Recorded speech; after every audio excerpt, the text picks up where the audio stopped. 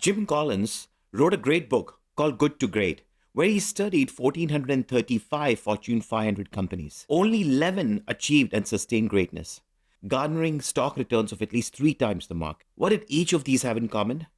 Each had a level 5 leader at the helm. In this video, I will share what the 5 levels of leadership are and share real life stories of what characterizes a level 5 leader. Hi, my name is Anil Jaisingh. I'm a certified Scrum trainer with Scrum Alliance, an entrepreneur running Concepts and Beyond, a premier training and coaching company, and an adjunct professor at NYU in the graduate program of project management. I'm on a mission to help leaders, teams, and organizations drive product innovation and build profitable businesses. Subscribe to my channel for stories of innovation fueled by product management, business agility, and leadership topics. So let's look at the 5 levels of leadership. The first one is highly capable individual.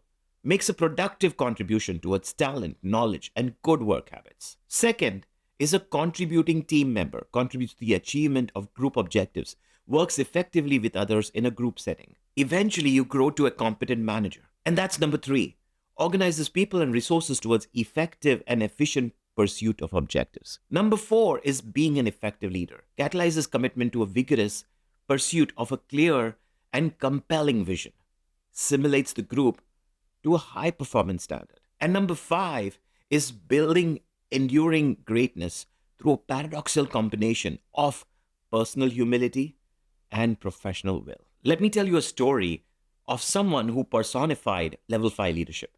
In 1971, an ordinary man, Darwin Smith, was CEO of Kimberly-Clark, whose stock had fallen 36% behind the general market. Smith became the CEO, and in the next 20 years, under his stewardship, the company beat Scott Paper and Procter & Gamble. Kimberly-Clark generated cumulative stock returns that were 4.1 times greater than those of the general market, outperforming Hewlett-Packard, 3M, Coca-Cola, and General Electric. Smith is a classic example of a level 5 leader, an individual who blends extreme personal humility and intense professional will. Darwin Smith was a shy, unpretentious person, even awkward, shunning attention. When asked what his leadership style was, Smith said eccentric. Smith had concluded that the company's traditional core business, coated paper, was doomed to mediocrity.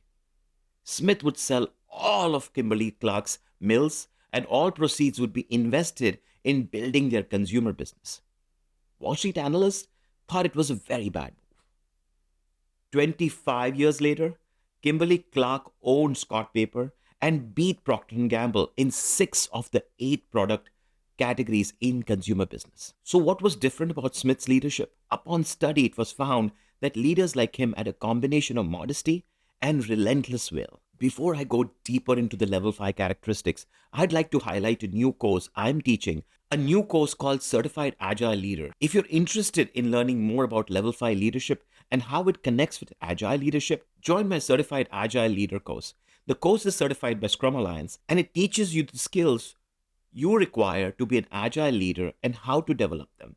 I plan to run this course in January 2025, and it typically costs about $1,000 to attend and get certified. For a limited time, this course and certification is available to you only for $100. Only if you attend this course and give me your honest feedback. When you sign up for the interest list, I'll send you the discount code to sign up for the course. Let's go back to the 2 characteristics of level 5 leadership. The first characteristic is personal humility. Someone who demonstrates a compelling modesty, shunning public adulation, and never boastful. Acts with quiet, calm determination, relies principally on inspired standards, not inspiring charisma to motivate. These leaders are special. They look in the mirror at themselves when they get poor results and look out the window to give credit to others in the team when there are successful results. A great example is Kapil Dev, an international cricketer that became team captain to lead India's cricket team during the World Cup in 1983. He led the team from the top, picked the right players, moved wrong people off. He then inspired them by his own regimen and performance. When the entire batting team collapsed in a key game against Zimbabwe, he broke the world record by scoring 175 runs, leading the team to victory and qualifying for the semifinals. Eventually, India won the 1983 World Cup. When asked about his success, he immediately turned around and gave the credit to his team and diverted any attention from himself to praise the team effort. The second characteristic is professional will. someone who creates super results, someone who creates superior results, a catalyst in the transition from good to great. George Kane took over the leadership of Abbott Labs. Abbott Labs at that time was a family controlled business that was making profits only with one product, erythromycin. George's first task was to remove nepotism and systematically rebuild the executive team and the board with the best people he could find. George was actually part of the family, but he ruthlessly removed family members to bring in outsiders that could turn the company around. From its transition in 1974 to 2000, Abbott Labs outperformed its rivals, Merck and Pfizer, by a factor of 2 and increased shareholder returns by 4.5 to 1. Can level 5 leadership be taught, or do you need to be born with it?